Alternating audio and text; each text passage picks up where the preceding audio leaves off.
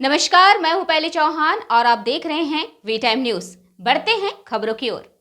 झारखंड की राजधानी रांची के मोराबादी मैदान स्थित बापू वाटिका में अपनी जयंती के दिन बापू राज्य के राज्यपाल और मुख्यमंत्री की बाट जोहते रहे, पर सहायक पुलिसकर्मियों के मोराबादी मैदान में अपने स्थायीकरण की मांग को लेकर पिछले 5 दिनों से जारी आंदोलनों के कारण राष्ट्रपिता महात्मा गांधी की जयंती पर बापू वाटिका नहीं पहुंच वर्षों से जारी परंपरा को तोड़ दिया।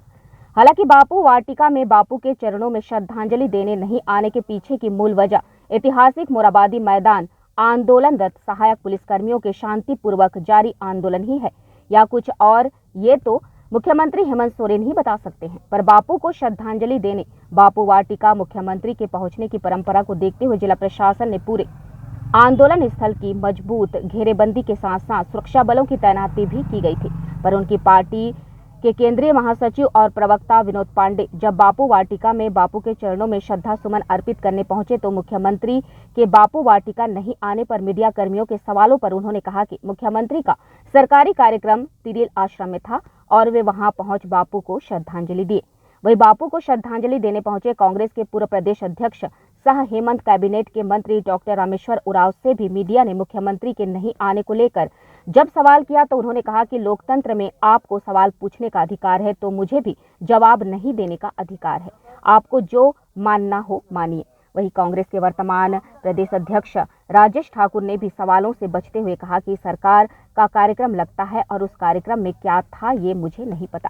वहीं मुख्यमंत्री के बापू वाटिका नहीं पहुंचने पर भाजपा प्रदेश अध्यक्ष सह राज्यसभा सांसद दीपक प्रकाश ने मुख्यमंत्री को आत्मचिंतन करने की नसीहत देते हुए कहा कि इस प्रदेश में 2 ऐसे अवसर आए, एक बिरसा मुंडा की पुण्यतिथि पर कोकर स्थित बिरसा स्थल जाने का और दूसरा आज बापू जयंती के दिन मोराबादी स्थित बापू वाटिका आने का साहस मुख्यमंत्री नहीं जुटा पाए।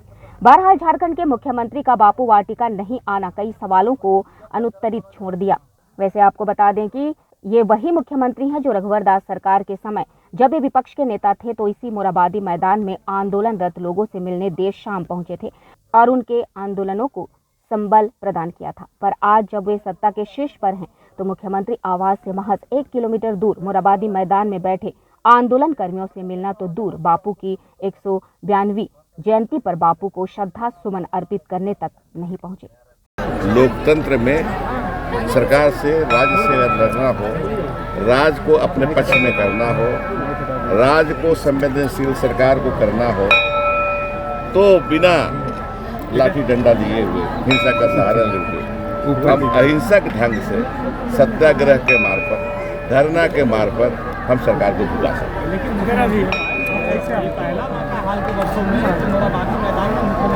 मैं उस प्रश्न का उत्तर नहीं देता। आप पूछ रहे हैं, मैं कह रहा हूँ तो मैं नहीं देता। ये मैं है, अगर आप अकेले में बात कीजिए तो विश्लेषण करूँगा कैसे, क्यों, किसने पैदा किया ये इस तरह का व्यवस्था नहीं होनी चाहिए। अगर मैं रहता उस समय, है ना, नौकरी में भी रहता मैं, तो मैं सरकार को, मुख्यमंत्री को सलाह देता कि इस तरह का नहीं होता है। पुलिस 2 नहीं होती है, पुलिस एक ही होती है, कोई सहायक नहीं होता है। उसके लिए होमगार्ड बना हुआ है सहायता के लिए, पुलिस की सहायता के लिए। लेकिन किस सोच के तहत बनाया? परमानेंट करना चाहिए था शुरू से ही इनको, शुरू से ही परमानेंट करना चाहिए था इनको सहायक पुलिस के रूप में। अभी क्या दिक्कत है? आपकी सरकार है, अब आपके हाथ में दिक्कत सरकार जाने। देखिए, आज गांधी जी की जयंती है और इस उपलक्ष्य में सत्ता एवं दलगत राजनीति से ऊपर उठ करके मोराबादी में सभी राजनीतिक दल के लोग, सभी सामाजिक कार्यकर्ता वहां पर गांधी जी के मूर्ति में, चरणों में श्रद्धांजलि अर्पित करने के लिए पुष्पांजलि करते हैं।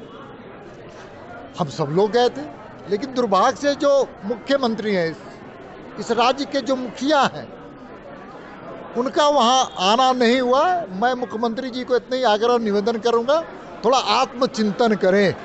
2 ऐसे अवसर आए इस राज्य में, एक भगवान बिरसा मुंडा का पुण्यतिथि के अवसर पर कोकर में उन्होंने जा कर के नहीं जाने की हिम्मत जुटा नहीं पाई, और दूसरा गांधी जी के आज जयंती के अवसर पर मोराबादी में उन्होंने जाने की हिम्मत और साहस नहीं जुटा पाया, इसलिए कि वहाँ पर कुछ ऐसे लोग जो सहायक पुलिसकर्मी है, लगातार संघर्ष कर रहे हैं, लोकतांत्रिक ढंग से कर रहे हैं, अहिंसात्मक ढंग से कर रहे हैं, अपनी बातों को रखने के लिए उपस्थित हैं, उनसे डरने के लिए नहीं, बल्कि सरकार को चाहिए उनसे संवाद करके उनकी समस्याओं का समाधान। देखिए, जहाँ तक मुझे जानकारी है कि माननीय मुख्यमंत्री का, राज्यपाल महोदय का कार्यक्रम यहाँ पर नहीं था। यहाँ पर पार्टी के लोगों का कार्यक्रम था और मैं खुद यहाँ पर उपस्थित हूँ और हमारे जिला के सभी पदाधिकारी हैं, जिलाध्यक्ष भी हैं, और हम लोग यहाँ उपस्थित होकर के गांधी जी के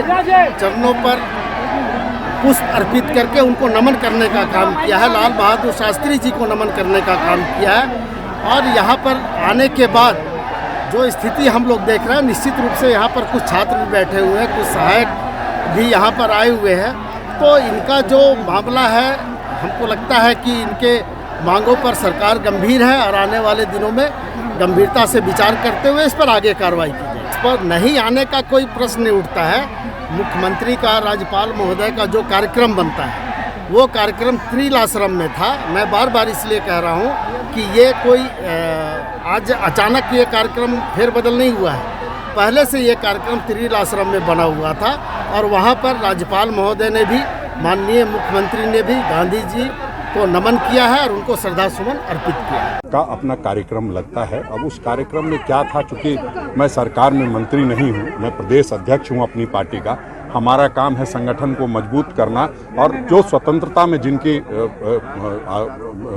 ये रही है, योगदान रहा है, उनको नमन करना। उस नमन को करने आए हैं। इसमें हम समझते हैं जो लोग आंदोलन कर रहे हैं वो सत्य और अहिंसा के साथ करें, निश्चित रूप से उनको जीत मिलेगी।